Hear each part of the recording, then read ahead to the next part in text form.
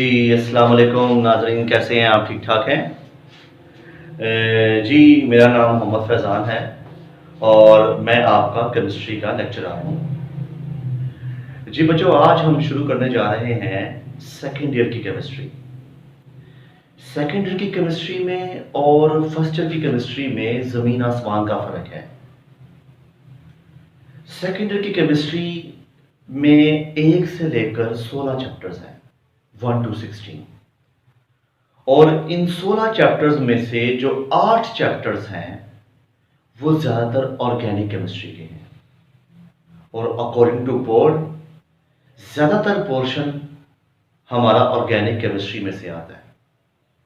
70 to 75% portion जो सा होता है आपके बोर्ड पेपर का, वो ऑर्गेनिक केमिस्ट्री पर मबनी होता है। तो बिस्मिल्लाह करते हैं हम चैप्टर नंबर 7 से, क्योंकि चैप्टर नंबर 7 से यहाँ से ऑर्गेनिक केमिस्ट्री शुरू होती है और यूजुअली आमतौर पर हर कॉलेजेस में ज़्यादातर ऑर्गेनिक केमिस्ट्री से शुरू किया जाता है, 7 चैप्टर से। इस चैप्टर का नाम है fundamental principles of organic chemistry. Fundamental principles of organic chemistry. Fundamental से मुराद क्या है? बुनियादी, कि हमारी ऑर्गेनिक केमिस्ट्री की कहां पर स्टैंड कर रही है। बेसिक एलिमेंट क्या है ऑर्गेनिक केमिस्ट्री का, कहां से ये शुरू हुई। अगर मैं दूसरे वर्ड में बयान करूं तो उसकी अलिफ बे क्या है ऑर्गेनिक केमिस्ट्री की। बहुत साल पहले, 200 साल या 300 साल पहले साइंसदानों को ऑर्गेनिक और इनऑर्गेनिक में फर्क का पता ही नहीं था। बेसिकली ऑर्गेनिक का जो लग़वी मतलब होता है वो होता है नेचुरल, कुदरती, नामियाती। अक्सर आपने सुना होगा नामियाती मरकबात, गैर नामियाती मरकबात। नामियाती नेचुरल, उसको ऑर्गेनिक बोलते हैं।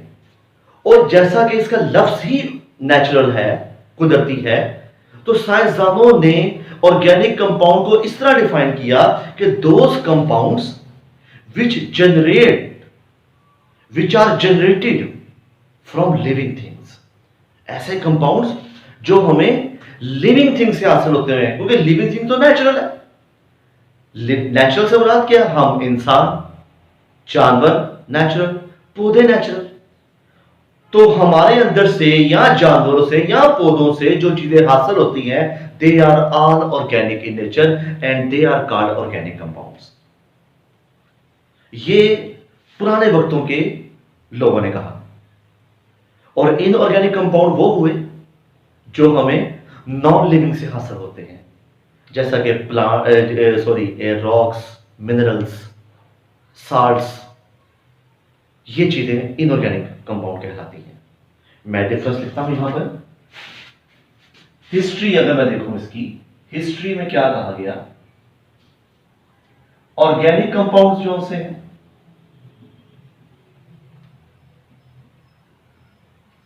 ये जनरेट होते हैं लिविंग थिंग से, लिविंग थिंग से जनरेट होते हैं। और जो इनऑर्गेनिक कंपाउंड है वो होते हैं जनरेट नॉन लिविंग से। अब एक बात तो तय है कि कोई इंसान या कोई पौधा या कोई जानवर लेबोरेटरी में तैयार तो नहीं किया गया। कोई भी नेचुरल चीज, नेचुरल मादा लेबोरेटरी में तैयार नहीं किया गया। तो फिर हमारा यह मानना हो गया कि organic compounds can never be synthesized in the lab. ये लेबोरेटरी में तैयार नहीं होते ऑर्गेनिक कंपाउंड्स। ये हमारा ईमान हो गया आज से 200 साल पहले। तो इस चीज को कहा गया वाइटल फोर्स थ्योरी, कि ऑर्गेनिक कंपाउंड्स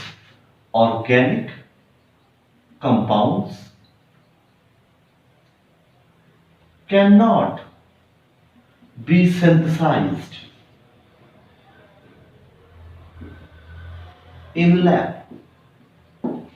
और इन स्टेटमेंट्स को कहा गया वाइटल फोर्स थ्योरी, जो 1815 में जे बर्जीलियस ने प्रपोज की थी। वाइटल फोर्स थ्योरी के लाइन, वाइटल फोर्स थ्योरी। अक्सर बच्चे ये सोचते हैं कि वाइटल है क्या, वाइटल फोर्स है क्या। वाइटल फोर्स एक प्राइमरी, एक इंपॉर्टेंट, एक अहम फोर्स है जो खुदा ने जानदारों के अंदर रखी है। आप देखें कि कभी आप गोश्त का कच्चा टुकड़ा पकड़ें, ठीक है ना, बड़ा सा लोथड़ा पकड़ें, आप उसको दोनों हाथों से स्नैच करने की कोशिश करें, तोड़ने की कोशिश करें, वो आपसे टूटेगा नहीं, क्योंकि उसके अंदर अल्लाह ने एक मखसूस बॉन्डिंग क्रिएट की हुई है। और केमिस्ट्री का मतलब तो बॉन्डिंग बनाना है ना। ओल्ड बॉन्ड टूटते हैं, नए बॉन्ड बनते हैं। तो ऐसा कोई भी साइंटिस्ट नहीं था जो वाइटल फोर्स को बना सके या जो खुदादार ताकत बना सके, इसलिए ऐसी बॉन्डिंग को हम लेबोरेटरी में तैयार नहीं कर सकते। इसलिए कहा गया कि this is the vital force theory जो जे बर्जीलियस ने दी थी। उसके बाद हम आगे चलते हैं इस थ्योरी की रिजेक्शन के ऊपर। लेकिन रिजेक्शन, ये अक्सर शॉर्ट आंसर भी आता है, who and why and how rejected vital force theory. Vital force theory reject कैसे हुई? फ्रेडरिक हुलर, फ्रेडरिक हुलर ने इसको रिजेक्ट किया। क्या करके? हमारा ईमान है ना कि ऑर्गेनिक कंपाउंड लेबोरेटरी में तैयार नहीं होते, लेकिन फ्रेडरिक हुलर ने ऑर्गेनिक कंपाउंड को लेबोरेटरी में तैयार कर दिखाया। उसने कहा कि ऑर्गेनिक कंपाउंड लेबोरेटरी में तैयार हो सकते हैं व्हेन, कब? व्हेन ही प्रिपेयर्ड यूरिया, जब उसने यूरिया तैयार किया। कहां से तैयार किया? अमोनियम सायानेट से, जो एक इनऑर्गेनिक समझ लें कंपाउंड था। और ये कहां से जनरेट हुआ ammonium cyanate? It is generated from the urine of mammals. Ammonium cyanate, ammonium cyanate, इसको हीट किया लेबोरेटरी के अंदर। किसने? फ्रेडरिक हुलर ने। और क्या बनाकर दिखाया हमें? यूरिया। और यूरिया क्या है? एक ऑर्गेनिक कंपाउंड है। ये लेबोरेटरी में तैयार हुआ और हमारा ईमान था कि लेबोरेटरी में कंपाउंड तैयार नहीं होगा, लेकिन उसने कर दिखाया। ठीक। अब इसको ऑर्गेनिक कंपाउंड कैसे कहते हैं? क्योंकि बेटा आगे हम पढ़ेंगे फंक्शनल ग्रुप, क्योंकि इसके अंदर अमाइड फंक्शनल ग्रुप पाया जाता है। ये है जी अमाइड फंक्शनल ग्रुप। आगे हम डिटेल से इन फंक्शनल ग्रुप को पढ़ेंगे। उसकी प्रॉपर्टी ऑर्गेनिक कंपाउंड से मैच करती थी। तो सिर्फ एक कंपाउंड के तैयार होने से वाइटल फोर्स थ्योरी रिजेक्ट नहीं हो जाती। एक कंपाउंड तैयार हुआ है, कौन से लाखों करोड़ों कंपाउंड तैयार हो गए हैं, एक कंपाउंड के तैयार होने में उसको आप एक्सेप्शनल केस भी तो कह सकते हैं। लेकिन नहीं, फ्रेडरिक हुलर के पीछे बहुत से साइंटिस्ट लग गए, बहुत से साइंसदानों को तजस्सुस हो गया कि चलो हम भी तो कुछ तैयार करें लेबोरेटरी में। तो फ्रेडरिक हुलर को फॉलो करते हुए millions of organic compound laboratory में तैयार हो गए। Modern definition of organic chemistry. Basically हमने तो ऑर्गेनिक केमिस्ट्री को डिफाइन करना है ना। हिस्ट्री में तो कहा गया कि ऐसे कंपाउंड को स्टडी करना जो नेचुरल होते हैं वो ऑर्गेनिक केमिस्ट्री है। लेकिन अब हम मॉडर्न की तरफ आ रहे हैं, जदीद की तरफ आ रहे हैं। जैसा कि मैंने पहले बताया आपको कि millions of organic compound laboratory में तैयार होते गए और उन सब कंपाउंड का मुताला किया गया। उन सब कंपाउंड में सिर्फ एक एलिमेंट कॉमन था, विच इज कार्बन। वो क्या है? कार्बन। तो हमारा यह मानना है कि carbon is the main element, carbon is main element of organic compound, of organic compounds. फिर हम ये भी मानते हैं, हमारा ये भी मानना आ गया कि the study of compounds of carbon, the study of compound of carbon is called organic chemistry. कि सिर्फ कार्बन के कंपाउंड्स का मुताला करने को हम क्या बोलते हैं? Organic chemistry. लेकिन यह बात भी गलत है, सारे के सारे कार्बन कंपाउंड्स को स्टडी करना ऑर्गेनिक केमिस्ट्री नहीं कहलाता। मेरे पास कुछ मिसालें हैं, इधर देखें। ये कार्बन डाइऑक्साइड, ये कार्बन मोनोऑक्साइड, ये कार्बोनेट, ये बाइकार्बोनेट, ये कार्बाइड, ये सायानेट। ये कुछ मिसालें हैं जिनके अंदर कार्बन तो मौजूद है, लेकिन दे आर नॉट इंक्लूडेड और they are not studied in the organic chemistry. Because क्यों, वाई?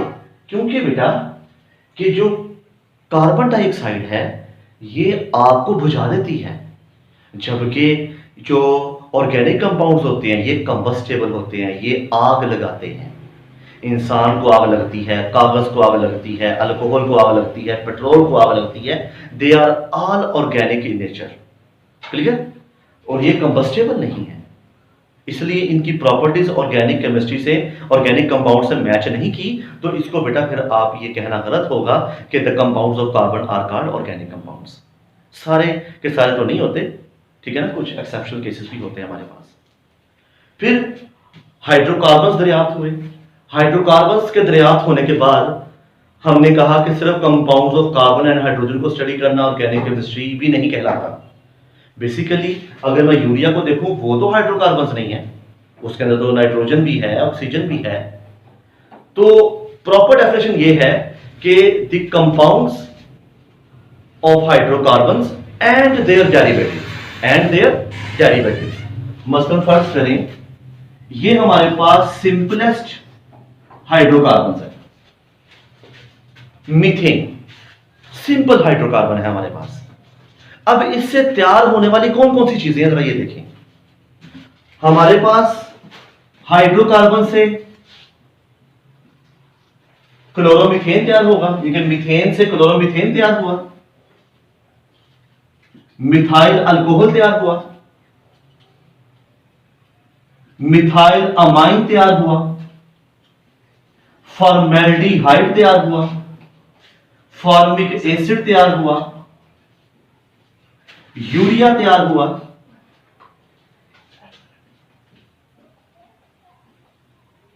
नाइट्रोमीथेन तैयार हुआ। ये सारी चीजें बेटा हम इस हाइड्रोकार्बन से तैयार कर सकते हैं। तो हमारा ये मानना है कि the study of hydrocarbons and their derivative is called organic chemistry. ये प्रॉपर डेफिनेशन है ऑर्गेनिक केमिस्ट्री की कि हाइड्रोकार्बन्स और उनके डेरिवेटिव्स को भी स्टडी करना ऑर्गेनिक केमिस्ट्री कहलाता है।